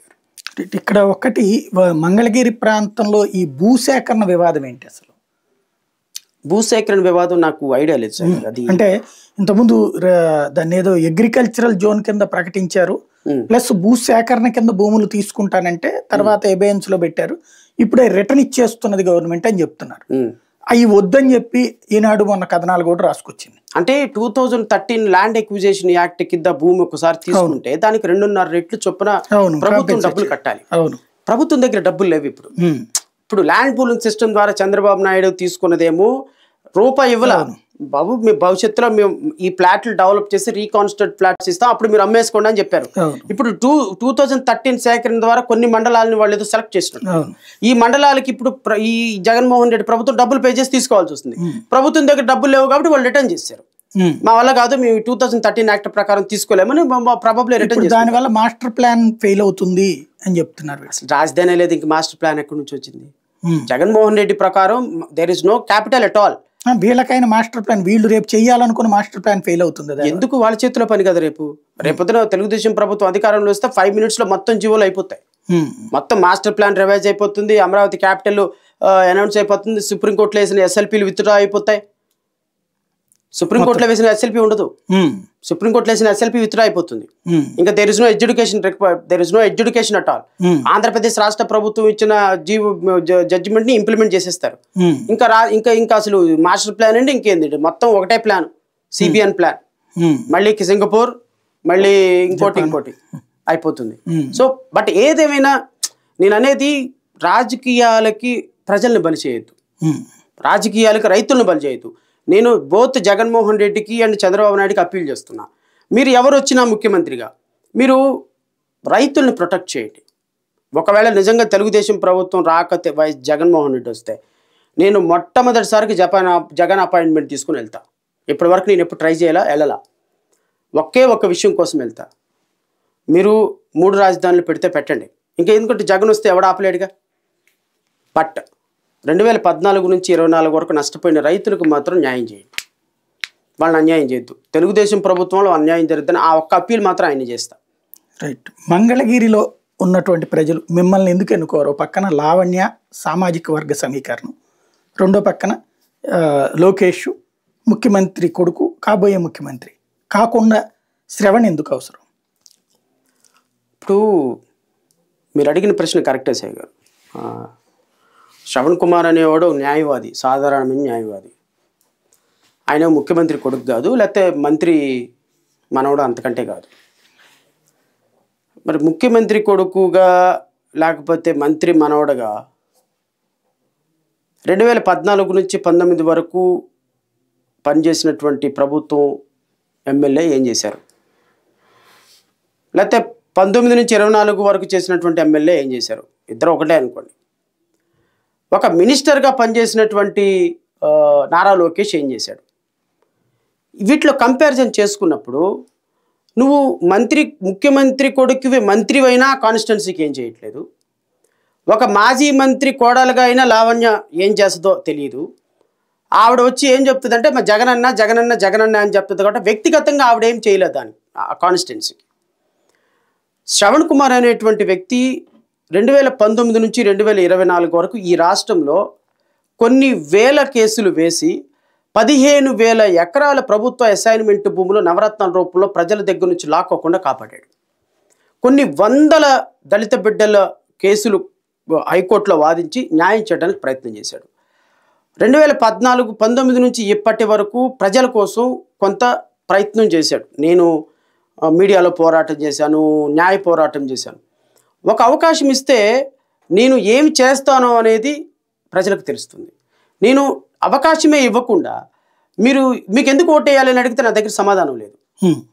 నా దగ్గర to be frankly says I don't have any answer. But మీరు ఒక ఓటు వేస్తే ఎందుకు ఓటేయాలి కూడా అని కూడా అడగొచ్చు. See my past track record. 2019 నుంచి 24 వరకు శ్రవణ్ కుమార్ ఏం చేశాడు, ఎవరి కోసం నిలబడి ఏం చేశాడు, నేను ఏ బాధితుల కోసమైతే నిలబడ్డానో వాళ్ళు అమ్ముడిపోయినారు కానీ నేను అమ్ముడుపోలా. నేను వైఎస్ఆర్ కాంగ్రెస్ పార్టీకి సమాన దూరం, తెలుగుదేశానికి సమాన దూరం. బట్ నేను తెలుగుదేశం ఛానల్స్లో సపోర్టింగ్ ఛానల్స్లో కూర్చొని మాట్లాడటం వల్ల నేను తెలుగుదేశం ఎజెండా మోస్తున్నాను, తెలుగుదేశం సపోర్టర్ని అని అందరూ మాట్లాడుకుంటున్నారు తప్ప నేను ఒక ఐడెంటిటీ కోసం పోరాటం చేసినటువంటి ఒక బహుజన దళిత బిడ్డని. కాకపోతే 2019 నుంచి 24 వరకు నేను ఫైట్ చేసింది గవర్నమెంట్కి వ్యతిరేకంగా తప్ప in favour of the Telugu Desam కానే కాదు. నేను ప్రభుత్వ వ్యతిరేకంగా వాయిస్ వినిపిస్తున్నప్పుడు ఇమ్మీడియట్ అపోజిషన్గా ఉన్న తెలుగుదేశం దాన్ని అడ్వాంటేజ్గా తీసుకుంది. నేను తెలుగుదేశంతో ఎప్పుడు డయాస్ షేర్ చేసుకోవాలా, నారా లోకేష్తో ఎప్పుడు కూడా నేను ఫోన్లో మాట్లాడలా. అంటే నా పర్సనల్ ఎజెండా ఏంటి అంటే ఒక రాజకీయ పార్టీ పెట్టాలి అంటే ప్రజా సమస్యల మీద ఫైట్ చేయాలి. ప్రజా సమస్యల మీద ఫైట్ చేయాలి అంటే నాకు ఒక ప్లాట్ఫామ్ కావాలి. నాకు ప్లాట్ఫామ్ కావాలి అంటే ప్రభుత్వం మీద వ్యతిరేకంగా పోరాడాలి తప్ప ప్రభుత్వంతో హ్యాండ్ ఇన్ గ్లోగా పనిచేయకూడదు అనేది నా ఎజెండా. సో నేను అమరావతి ప్రజలకి రిక్వెస్ట్ చేసేది ఏంటి అంటే ఒక అవకాశం ఇవ్వండి, ఒకసారి చూడండి. నిజంగా శ్రవణ్ కుమార్ చేయలేదు అంటే మరొకసారి ఓటు అడగడు. చేసిన వాళ్ళు వేసిన వాళ్ళు ఏం చేయలేదు కాబట్టి ఒక కొత్త తరానికి మార్పుకి ఒక అవకాశం ఇవ్వమని వాళ్ళు కోరుతారు. ఇవాళ తెలుగుదేశం, జనసేన, భారతీయ జనతా పార్టీ ముగ్గురు పొత్తు పెట్టుకున్నారు. ఇటు పక్కన అదనంగా యాడెడ్ అడ్వాంటేజ్ తెలుగుదేశం పార్టీ. అంతమంది ఉండగా, ఆ పెద్ద కూటమి ఉండగా మీకు ఓటేస్తారని ఎలా అనుకుంటున్నారు? ఇప్పుడు కూటమి అయింది కాబట్టి ఓటేస్తారు, ఓటు వెయ్యరు, ఈ రెండు కూడా క్యాలిక్యులేషన్స్ని నేను కన్సిడర్ చేయదలుచుకోవాలి. నాకు history telling so many stories. 2014 సంవత్సరంలో షీలా దీక్షిత్ లాంటి ఒక ముఖ్యమంత్రి ఈ భారతదేశానికి మోడీ తప్ప ఇంకొక ప్రధానమంత్రి లేడు అని మోడీ ఇమేజ్ తోటి ఊగిపోతున్న సందర్భంలో 2014లో అరవింద్ కేజ్రీవాల్ అనేటువంటి ఒక వ్యక్తి ఈ రెండు పార్టీలని బద్దలు కొట్టి ఒక వ్యవస్థను ఏర్పాటు చేశాడు. బహుశా అరవింద్ కేజ్రీవాల్ గురించి మీకు మంచి ఒపీనియన్ ఉండకపోవచ్చు, I don't mind, but I should refer his name because నవ యుగంలో కాంచీరామ్ తర్వాత బూర్జువా పార్టీలని బద్దలు కొట్టి అధికారాన్ని సాధించుకున్న వ్యక్తిగా మాత్రం ఐ రెస్పెక్ట్ హిమ్. అయితే ఈయన మీద వచ్చిన ఎలిగేషన్స్ కరెక్టా కాదా తర్వాత I don't believe all those things. కానీ ఒక పార్టీని నిలబెట్టి డబ్బు లేకుండా ఒక కాన్సెప్ట్ తోటి అధికారాన్ని చేజిక్కించుకున్న కేజ్రీవాల్ నాకు ఆదర్శం. అయితే నేను రేపు శ్రవణ్ కుమార్గా ఎన్డీఏ ప్రభుత్వం ఉంది, తెలుగుదేశం ప్రభుత్వం ఉంది, జనసేన ఉంది, వీళ్ళందరినీ కాదని నీకు ఎందుకు ఓటేస్తారు అంటే ఓటు ఎయ్యరని కూడా చెప్పలేను కదా సాయి గారు. ఓటు ఎయ్యరని మీరు ప్రజలు అనుకోవచ్చు, ఓటు పడుతుందని నా నమ్మకం, ప్రజలు నమ్మిస్తా నేను. ఎందుకంటే ఈరోజు మంగళగిరిలో నేను గత వారం రోజుల్లో తిరుగుతున్నప్పుడు ఎక్కడికి వెళ్ళినాడ సమస్యల వలయాలు, లీగల్గా సమస్యలు, కష్టాలు, కన్నీళ్లు, బాధలు, ప్రభుత్వాలు ఏం చేయలేదని రోదనలు, ఆ ప్రభుత్వం మీద ఈ ప్రభుత్వం మీద విపరీతంగా బూతులతోటి ప్రజలు విరుచుకు పడుతున్నారు. ఆల్టర్నేటివ్ కావాలంటున్నారు. ఆల్టర్నేటివ్ చూపిస్తారు అనే నమ్మకం వాళ్ళకి ఇవ్వగలిగితే ఖచ్చితంగా వాళ్ళ అమూల్యమైన ఓటు నాకు వేస్తారు అనేది నాకు నమ్మకం. ఏంటి అక్కడ మీరు ఐడెంటిఫై చేసిన సమస్య ప్రభుత్వాలు పరిష్కరించండి? నాకు తెలిసి 4 ప్రధానమైన మాలపిల్లలు ఉన్నాయి సార్.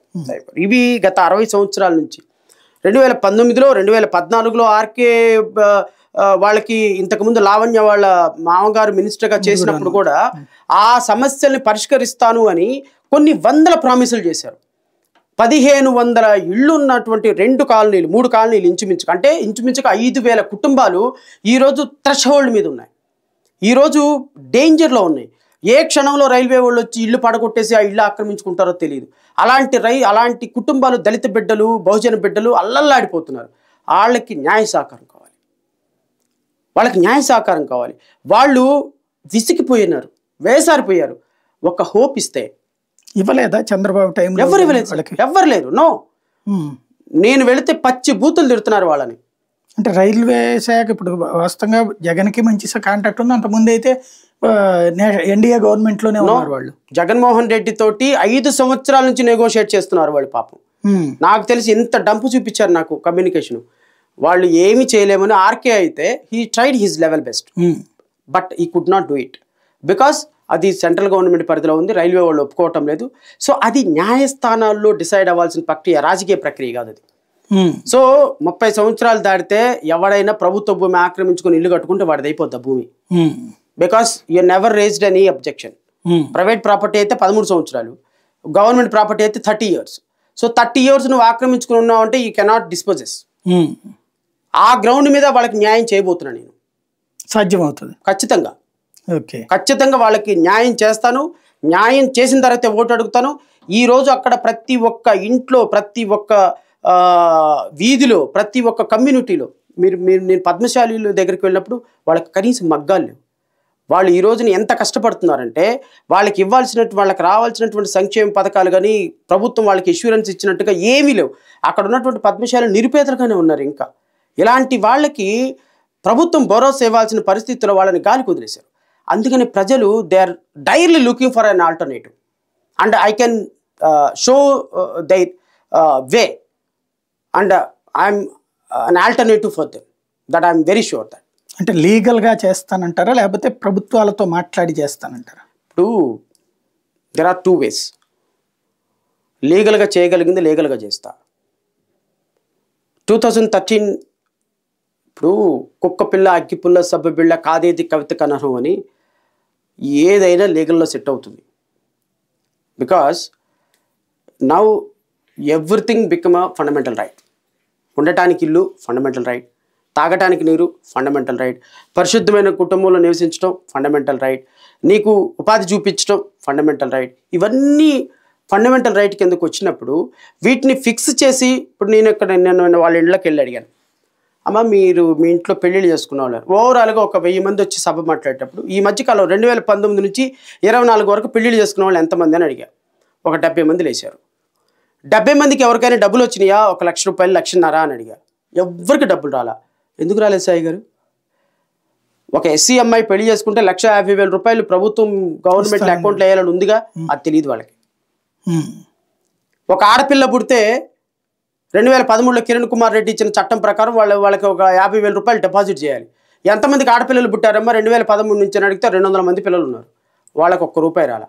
మరి ఇవన్నీ వాళ్ళకి సహకారం కాదా? రేపొద్దున వీళ్ళందరికీ ఇవి చేయొద్దా? ప్రభుత్వ పథకాలు కూడా తెలియలేని అమాయకత్వంలో ఆ ప్రజలు ఉన్నారు సార్. అంటే ఈ వాలంటీర్ వ్యవస్థ ద్వారా కూడా వాళ్ళకి ఏం వెళ్ళలేదు, అవి తెలియలేదా? వాలంటీర్ వ్యవస్థ ఇలాంటివి పెడితే రిజెక్ట్ చేయమని వాళ్ళకి అప్రూవల్. వాళ్ళకి ఇది ఏమని రీజను? బికాస్ మనీ లేదు వాళ్ళకి. ప్రతి సందర్భంలో ఇవ్వద్దు. ఏదో ఒక డాక్యుమెంట్ లేదని పక్కన పడేయండి, ఇవ్వద్దు.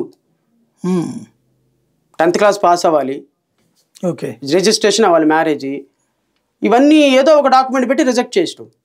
ఈ ప్రభుత్వం వచ్చిన తర్వాత కనీసం పట్టుమని 10 మందికి ఇవ్వాల. వాళ్ళలో ఈ పెళ్ళిళ్ళు కానీ ఇది కానీ వాళ్ళకి తెలియదు పాపం. ఓకే, ఎవరు చెప్తారు వెళ్ళి? నేను వెళ్ళి చెప్పేంతవరకు అలాంటిది ఒక పథకం ఉందా అంటున్నారు. ఓకే. సో చాలా మంది నేను వెళ్ళి అడిగితే, అయ్యా ఒక చిన్న బండి పెట్టుకుందాం అంటే బండి కోసం అడుగుతుంటే ఎవరు తోపుడు బండి ఎవరు ఇవ్వటం లేదా? తోపుడు బళ్ళు పెట్టుకున్న వాళ్ళకి సెంట్రల్ గవర్నమెంట్ స్కీమ్ కింద ఎన్ని తోపుడు బళ్ళు ఎంతమంది పెట్టినా ఇవ్వాలి. రూల్ వాళ్ళకి తెలియదు. ఇలాంటివి కొన్ని వందల సమస్యలు నేను ఐడెంటిఫై చేశాను. సో ఈ సమస్యలను నేను ఇంకొక మాట కూడా చెప్తున్నా, వాళ్ళు ఓటు వేస్తేనే చేస్తానా కాదు. ఒకసారి ఆ కాన్స్టిట్యున్సీ నాది అనుకున్న తర్వాత నారా లోకేష్ లాగా పారిపోను. నేను 2024లో నాకు 100 ఓట్లు వచ్చినా అదే కాన్స్టిట్యున్సీలో నేను పనిచేస్తా. ప్రతి ఇంటికి వెళ్తా, డోర్ కొట్టి సమస్య ఏంటో పరిష్కరిస్తా. మంగళగిరి ప్రజలకి నేను ఇవ్వగలిగిన అభయం అదొక్కటే. ఏ సందర్భంలో అయినా సరే నేను ఈరోజు రాష్ట్ర వ్యాప్తంగా పనిచేశాను, కానీ ఈసారి ప్రత్యేకమైన దృష్టి పెడతా కాన్స్టిట్యున్సీ మీద. రైట్. ఒక సూటిగా అడుగుతున్నాను, మహాసేన రాజేష్, జడ శ్రవణ్ ఇద్దరు కూడా ఎస్సీ సామాజిక వర్గానికి సంబంధించి తెలుగుదేశం పార్టీ తరఫున సపోర్టింగ్గా పనిచేశారు. ఇవాళ ఆయన బయటకు వచ్చి పోటీ చేస్తున్నారు, జడ శ్రవణ్ కూడా పోటీ చేస్తున్నారు. తెలుగుదేశం పార్టీ సాధారణంగా తెలుగుదేశం పార్టీకి ఎస్సీ ఎస్టీ ఓట్లు తక్కువ, ఎస్సీ ఎస్టీ మైనార్టీ ఓట్ల ద్వారా కాంగ్రెస్కి పడి తర్వాత ఇప్పుడు వైసీపీకి పడుతున్నాయి. అది ఇప్పుడు ఆ ఓట్లు చీల్చడం కోసం మిమ్మల్ని ఏమన్నా వాడుతున్నారా? మనస్సాక్షి లేదు సాయి గారు మీకు ఈ ప్రశ్న అడగటానికి. అసలు మనస్సాక్షి లేని ప్రశ్న ఇది మీరు అడిగింది. అసలు మహాసేన్ రాజేష్కి జడా శ్రావణ్ కుమార్కి అసలు కంపారిజన్ ఏమని పెట్టా చెప్తారా? నేను కంపేర్ చేయట్లేదు. అసలు హూ ఈజ్ హీ? ఒక 10th క్లాస్ చదువుకున్నటువంటి ఒక రౌడీ షీటరు, ఒక 30 కేసులు పెట్టి అమ్మాయిల్ని తార్చారని, అమ్మాయిల్ని మోసం చేశాడని, వాళ్ళ ఊర్లో నేను జడ్జిగా పనిచేశాను సాయి గారు. ఐఎమ్ వెరీ పెట్టి టు ఆన్సర్ దిస్ క్వశ్చన్. నిజమా? వాళ్ళ ఊర్లో నేను జడ్జిని. లంకా రాజేష్ అని పిలిస్తే వచ్చి చేతులు కట్టుకొని నుంచునే మహాసేన రాజేష్ని జడా శ్రావణ్ కుమార్ లాంటి ఒక న్యాయమూర్తితోటి మీరు పోల్చి ఆయన కంపేర్ చేసి ఆయన మాల నాయకుడు, మీరు మాల నాయకుడు, ఆయన పార్టీ పెట్టాడు, ఈయన పార్టీ పెట్టారని అడిగితే దానికి నేను ఆన్సర్ చెప్పాలి అంటే ఇంతకంటే సిగ్గుచేటు ఇంకొకటి లేదు నాకు. మీరు నన్ను దస్తగిరితో పోల్చారని నేను హ్యాపీ, దస్తగిరి కూడా పోటీ చేస్తున్నాడు, ఆయనకి ఎందుకు మీరు ఇచ్చారని అన్నా నేను హ్యాపీ ఫీల్ అవ్వను. కానీ అలాంటి వ్యక్తితోటి నేను కంపారిజన్ చేసి ఆన్సర్ చెప్పడం కూడా నాకు ఇష్టం లేదు. కానీ మీరు అడిగారు కాబట్టి సమాధానం చెప్తాను.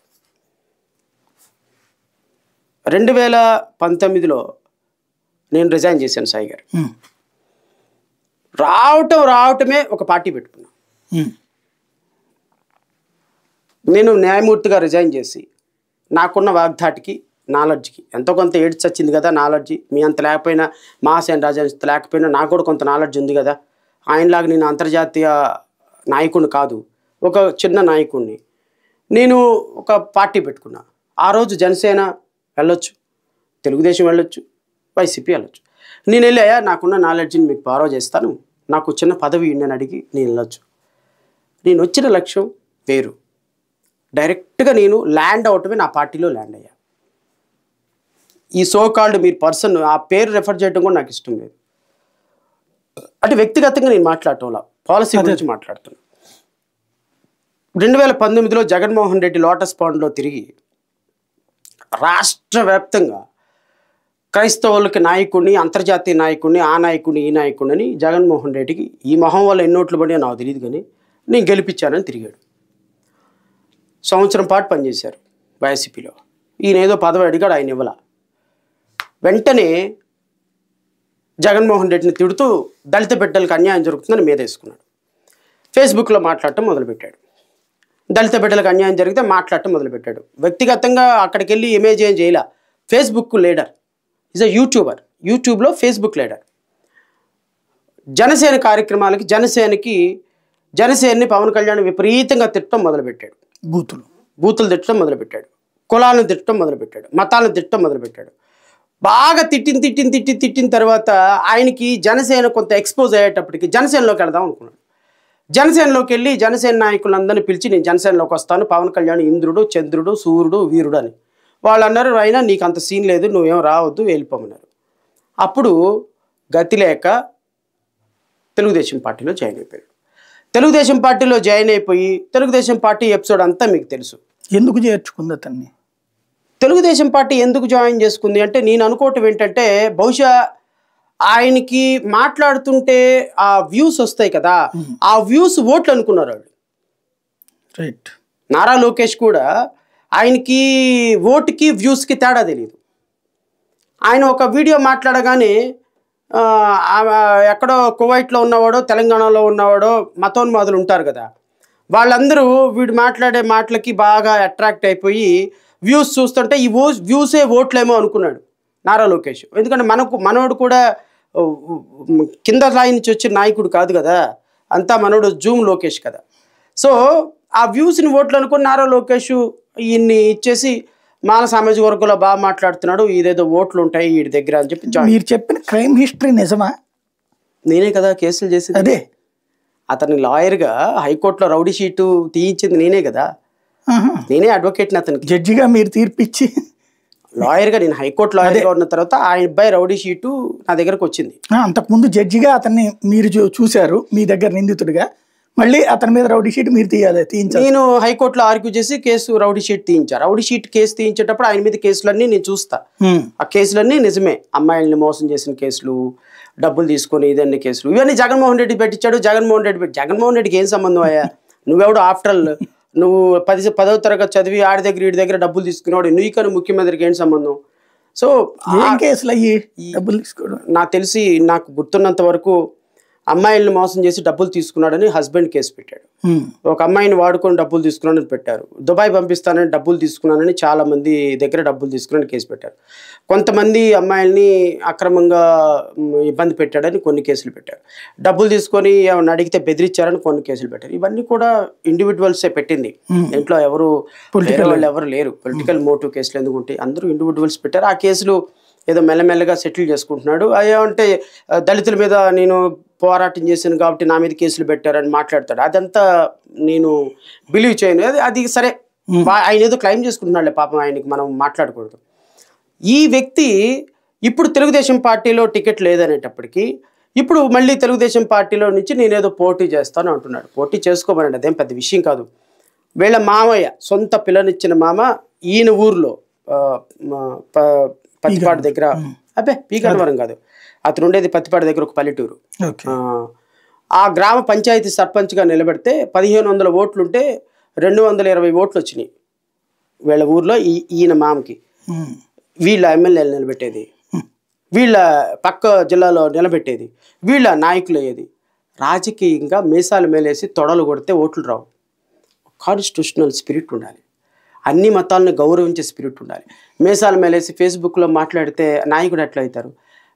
తెలుగుదేశం పార్టీ గమనించింది, సరే తెలుగుదేశం పార్టీ తీసేసింది. నేను అతను ఒకవేళ పార్టీ పెట్టి లేకపోతే ఓట్లు ప్రజాస్వామ్యబద్ధంగా పోటీ చేస్తే వెల్కమ్ చేస్తాను. ఎంతమంది వచ్చినా వెల్కమ్ చేస్తా. నువ్వు దమ్ము ఉంటే నిలబడతావు, దమ్ము లేకపోతే కొట్టుకుపోతావు. రైట్. ఎవరు నువ్వెవరు, నేనెవరు? నా దమ్ము ఉంటే నిలబడతా, దమ్ము లేకపోతే కొట్టుకుపోతా. అంతేగాని అసలు అతన్ని నేను ఎప్పటికీ కాంపిటీషన్ అనుకోను. రైట్. మిమ్మల్ని నేను ఆ యాంగిల్లో తెలుగుదేశం యాంగిల్ అయినా సరే, తెలుగుదేశం అయినా సరే ఓట్లు చీల్చడానికి ఏమన్నా ప్లానింగ్ ఉందా మీరు అనుకుంటున్నారా? అతను ఓట్లు చీల్చగలడని డూ యూ బిలీవ్ అంటోంది? అసలు మీ ఒపీనియన్ చెప్పండి. నేను ఒక ఇంటర్వ్యూ ప్రశ్న అడిగాను చెప్పి మీ ఒపీనియన్ చెప్పండి. డూ యూ బిలీవ్ దట్ ఈ రియల్లీ అతనికి ఎన్ని ఓట్లు వస్తే ఆ వచ్చిన ఓటు ఒకటైనా రెండైనా సరే చీల్చినట్టే అవుతుంది కదా. అసలు నామినేషన్ వేయాలి అంటే ఒక పార్టీ ఉండాలి సాయి గారు. ఇండిపెండెంట్గా కాకుండా ఇప్పుడు నువ్వు నిలబెట్టాలి అంటే ఒక పార్టీ ఉండాలి. ఎలక్షన్ నోటిఫికేషన్ వచ్చిన తర్వాత ఏ పార్టీలకు అప్రూవల్ ఉండవు. ఓకే, అది కూడా అతనికి తెలియదా? మరి నన్ను అడిగితే నేనేం చెప్పేది? ఎలక్షన్ ఏదో ఒక వాట్సాప్ ఇది పెట్టి అందరూ రెడీ అవ్వండి మనకు లీడరు. ఇప్పుడు సునీల్ కుమార్ గారు ఒక ఐపీఎస్ ఆఫీసర్, నేను ఒక జడ్జిని, మొక్క సత్యబాబు గారు ఒక గ్రూప్ 1 ఆఫీసర్. ఎంత కష్టపడితే ఒక గ్రూపుల్లోకి ఆఫీసర్కి వెళ్తాం. ఆ కుర్రోడు చెప్తాడు, పౌడర్ రాసుకొని సూట్ వేసుకొని మాట్లాడటం పెద్ద గొప్ప. నేనే అనుకుంటే ఐపీఎస్ ఆఫీసరు ఈ అవ్వాలి అంటే నేను కూడా టై వేసుకుని కూర్చొని ఉద్యోగం చేసుకొని రాయల్టీగా బతకగలను, కానీ ప్రజల కోసం వచ్చి మాట్లాడుతున్నా అని అన్నాడు. అంటే 10th క్లాస్ చదివితే ఐపీఎస్ ఆఫీసర్ అయిపోతారా? మనం 10th పాస్ కాల ఐపీఎస్ ఆఫీసర్లని, జడ్జిల్ని వ్యక్తిగతంగా విమర్శలు చేసే స్థాయికి మీరు వెళ్ళిపోతే అదేమనంటే బోర్డర్లో శత్రువులతో పోరాడు, ఒక దేశం కోసమే పోరాడతాడు, పాకిస్తాన్ కోసం పోరాడు. మనం ఏంటి అంటే ఒక పూట వైఎస్ఆర్సీపీ. నేను ఒక యాడ్ చూశారు సాయి గారు, ఇది చెప్పిన తర్వాత ముగిస్తా ఈ అంశం. యాడ్ చూసా, గడ్డం గేస్తూ ఉంటాడు ఒక కామెడీ హీరో. ఈ గడ్డం అయిపోయేలోపు ఒక పార్టీ, ఇక్కడి నుంచి ఇక్కడికి వెళ్ళేలోపు ఒక పార్టీ, ఇక్కడి నుంచి ఇక్కడికి వెళ్ళేటప్పుడు ఇంకో పార్టీ. ఆ ఓటర్ అడుగుతూ ఉంటాడు, బార్బర్ అడుగుతుంటాడు ఏ పార్టీ కోటేస్తావంటే ఈ గడ్డం గీసి ఇటు వచ్చేలోపు పార్టీ మారిపోద్ది, ఎక్కడి నుంచి ఇటు వచ్చేలోపు పార్టీ మారిపోద్ది. ఈ టవల్ తీసేస్తే వీడు అంటాడు గడ్డం గీసేలో 3 పార్టీలు మార్చావు, ముందు అసలు నువ్వు ఏ పార్టీ గుర్తుంచుకొని నన్ను ఓటు అడుగు అని వెళ్ళిపోతాడు. సో ఈ క్యాండిడేట్ పరిస్థితి కూడా అది. సో వీళ్ళకి క్రెడిబిలిటీ లేదు. రేపొద్దున వీళ్ళు నుంచుంటే 5 కూడా వీళ్ళని నమ్మి ఎమ్మెల్యే ఎలక్షన్స్లో నుంచోరు. నేను వాళ్ళని వ్యక్తిగతంగా అసమర్థులు అని అనటంలా, పాలసీ వేరు. ఒక ఒక ఒక మీసాలు మెలేసి భీమార్మి అని ఒక అతను ఉన్నాడు. 400 స్కూల్స్ ఉంటాయి ఆయనకు ఉత్తరప్రదేశ్లో. ఆదిత్య యోగినాథ్ మీద, ముఖ్యమంత్రి మీద పోటీ చేశాడు. హెలికాప్టర్లో ప్రచారం చేశాడు. బుల్లెట్లు వేసుకొని 1000 మందితోటి ప్రచారం చేశాడు. 6300 ఓట్లు వచ్చినాయి అతను ముఖ్యమంత్రి అభ్యర్థి మీద పోటీ చేస్తే.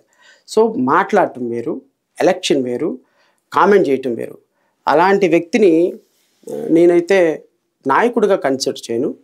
గుడ్ యూట్యూబర్, మాట్లాడటంలో, మనుషుల్ని ప్రొవోక్ చేయటంలో అతని స్థాయికి మేము ఎప్పటికి సరిపోం. రైట్. ఫైనల్గా ఒకటి చెప్పండి, మంగళగిరి నియోజకవర్గానికి సంబంధించి ప్రజలకి మీరు ఏం చెప్పదలుచుకున్నారు సూటిగా? నేను ప్రజలను ఒకటే కోరుతున్నాను సాయి గారు, గత 60 సంవత్సరాల నుంచి చాలామందిని చూశారు. మంగళగిరిలో ఏమి అభివృద్ధి జరిగిందో మీరు చూశారు వ్యక్తిగతంగా. ఒక్కసారి ఒక జడ్జి పోస్టుగా 10 ఏళ్ళు పనిచేసి 28 సంవత్సరాలకి జడ్జినై 38 సంవత్సరాలకి జడ్జి పోస్టులో రిజైన్ చేసి బయటకు వచ్చి ఒక 5 సంవత్సరాలు పార్టీ పెట్టి చాలా పోరాటాలు చేసిన శ్రవణ్ కుమార్ నిజాయితీగా ఒక రిక్వెస్ట్ చేస్తున్నాడు, మీరు ఒక్క అవకాశం నాకు ఇస్తే భారతదేశంలో మంగళగిరి కాన్స్టిట్యున్సీని ఒక అద్భుతమైనటువంటి నిజాయితీగా, అంటే ఒక్క రూపాయి అవినీతి లేకుండా ప్రతి డిపార్ట్మెంట్లో ప్రతి రూపాయి ప్రజల కోసమే ఖర్చు పెట్టే విధంగా ఒక ప్రజాప్రతినిధిగా నాకున్న లిమిటేషన్స్లో నేను వర్క్ చేస్తా. పోలీస్ ఆఫీసర్లు మీరు వెళితే ఎఫ్ఐఆర్ అయిపోవాలి, ఒక కుళాయి డబ్బులు లేకుండా రావాలి, ఒక ఇంటి పన్ను డైరెక్ట్గా రావాలి, పంచాయతీలకు వచ్చే నిధులు కానీ ఇంకోటి కానీ ఒక్క రూపాయి డైవర్ట్ కానివ్వను. ఒక నిజాయితీ గల కాన్స్టిట్యున్సీగా ప్రతి ఒక్క సందర్భంలో కాన్స్టిట్యున్సీని కాపాడతా. 24 గంటలు 24 అవర్స్ అవైలబిలిటీ ఉంటా. ఎవరికి న్యాయ సహకారమైనా నేను అందుబాటులో ఉంటా. నాకు ఒక అవకాశం ఇవ్వండి. వీళ్ళకి ఓటేసి 5 సంవత్సరాలు వీళ్ళు మీ ఫోన్లు కూడా ఎత్తరు. వీళ్ళు ఇచ్చే 5,000కి 10,000 రూపాయలకి మన జీవితాలను తాకట్టు పెడితే, డాక్టర్ బాబాసాహెబ్ అంబేద్కర్ చెప్పినట్టుగా ఓటు విలువ తెలుసుకోమని నేను వాళ్ళని రిక్వెస్ట్ చేస్తున్నా. ఏ సందర్భంలో వాళ్ళు నాకు ఓటు వేసినా వేయకపోయినా నేను వాళ్ళకి సహకారం చేస్తా. కానీ ఓటు వేసి నాకు ఒక ఊపిరి ఇవ్వండి, పోరాటం చేయడానికి ఒక బలాన్ని ఇవ్వండి. ప్రజలు ప్రభుత్వంతో పోరాటం చేయడానికి ప్రజాప్రతినిధిగా అసెంబ్లీలో వాయిస్ వినిపించగలిగితే, కోర్టులో న్యాయస్థానాల్లో నేను తీర్పులు ఇచ్చాను, అన్నిటి మీద అవగాహన ఉంది. ఆకలి విలువ తెలుసు, అన్నం విలువ తెలుసు, కష్టం విలువ తెలుసు, కన్నీళ్ళు విలువ తెలుసు. నేను కోర్టులో పోరాటం చేసేది వేరు, ప్రజాప్రతినిధిగా అసెంబ్లీలోకి పోరాటం చేసేవారు. ప్రజాప్రతినిధిగా అసెంబ్లీలోకి వెళ్తే నా కాన్స్టిట్యున్సీలో ఉన్న 3 లక్షల మంది జనాభా ఓటర్లు ఎవరైతే ఉన్నారో వాళ్ళందరి ప్రతి సమస్య కోసం ఫైట్ చేస్తా. నాకు ఒక అవకాశం ఇవ్వండి అని మాత్రం కోరుతున్నాను. Thank you. ఇది జడ శ్రవణ్ కుమార్ గారి వాదన. లోకేష్ మీద పోటీ అనే కంటే కూడా మంగళగిరి మీదలో పోటీ, మంగళగిరి ప్రజల ఆదరాభిమానాలు ఆయన కోరుకుంటున్నారు. మంగళగిరి కోసం న్యాయంగా పోరాటం చేస్తానంటున్నారు. మరి ప్రజలు ఎలా స్పందిస్తారో చూద్దాం.